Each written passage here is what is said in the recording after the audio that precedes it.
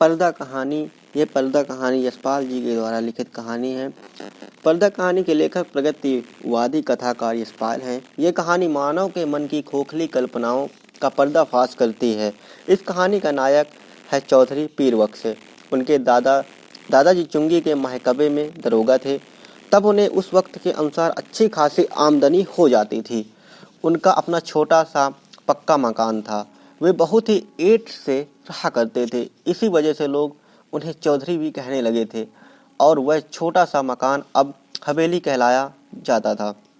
चौधरी पीर बख्श अपने पिता चौधरी इलाही बख्श के 4 बेटों में से सबसे छोटे थे। उन्हें अपने बड़े खानदान से विरासत में कुल की मर्यादा, हवेली की ठहसक और बड़े बड़े अरमान मिले थे, परंतु अब उनके लिए वह पुरानी ऐंठ रखना बहुत ही मुश्किल हो गया था।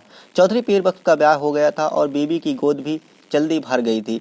इस प्रकार अपने दादा से लेकर 2 पुश्तों में परिवार के सदस्यों की संख्या साथ साथ पीर बख्श के परिवार में विवशता और गरीबी भी दिन ब दिन बढ़ती गई।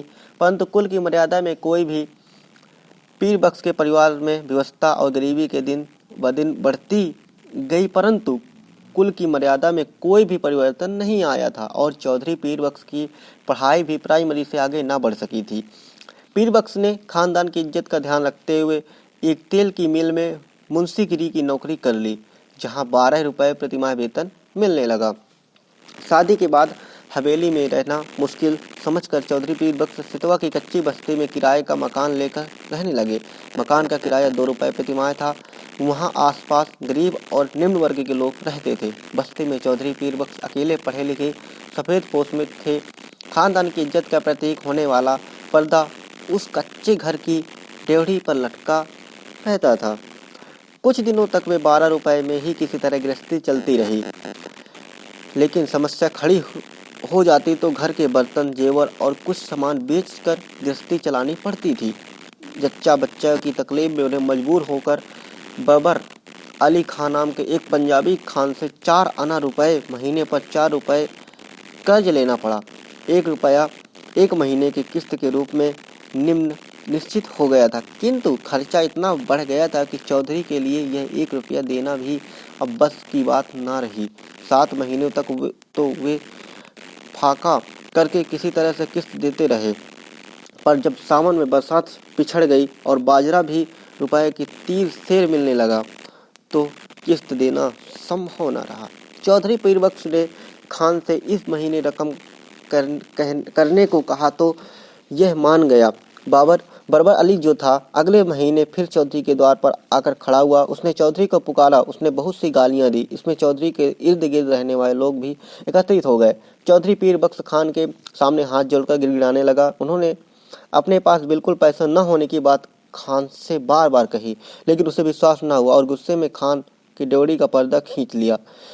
यह बात चौधरी के दिल के गहरी चोट लगाने वाली थी। अंत में वहीं बेहोश होकर गिर पड़े।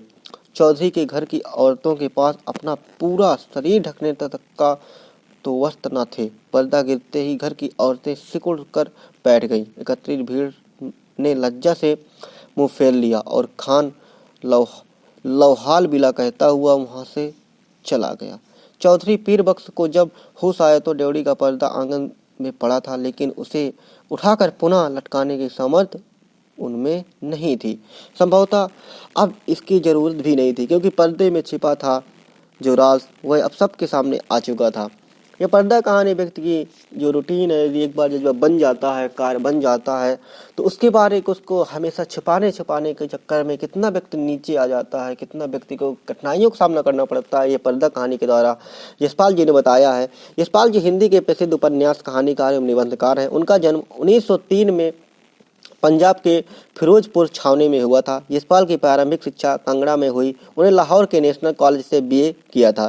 यही क्रांतिकारियों के संपर्क में आकर असहयोग आंदोलन में भाग लिया तथा चंद्रशेखर आजाद, भगत सिंह और सुखदेव के साथ कार्य किया, जिसके कारण उन्हें कई बार जेल भी जाना पड़ा। उन्होंने कई बार विदेशों में भ्रमण किया। यशपाल जी अपना आम आदमी की आर्थिक दुर्दशा, उसके जीवन की विडंबनाओं को अपनी कहानियों के माध्यम से प्रकट किया है। उनकी रचनाएं समाज में फैली विषमता और रूढ़ियों को प्रहार करती हैं।